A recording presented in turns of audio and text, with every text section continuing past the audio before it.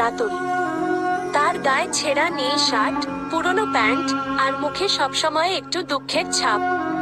কারণ রাতুল খুব গরিব, খেলনা কেনার সামর্থ্য নেই। রাতুলের সবার প্রিয় ছিল একটি পুরনো কাঠের খেলনা গাড়ি।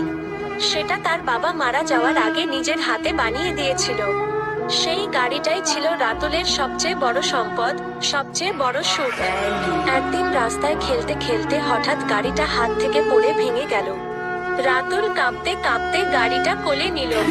চোখে জল টলমল করছে। চারপাশে থাকা শহরের বাচ্চারা তাকে দেখে হেসে বলল, ওই দেখ ভাঙা খেলনা, এটার জন্য এত কান্না? রাতুল কিছু বলল না, শুধু গাড়িটাকে বুকের সাথে চেপে ধরে থাকলো।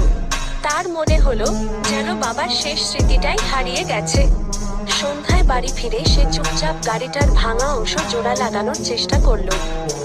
কিন্তু যতই চেষ্টা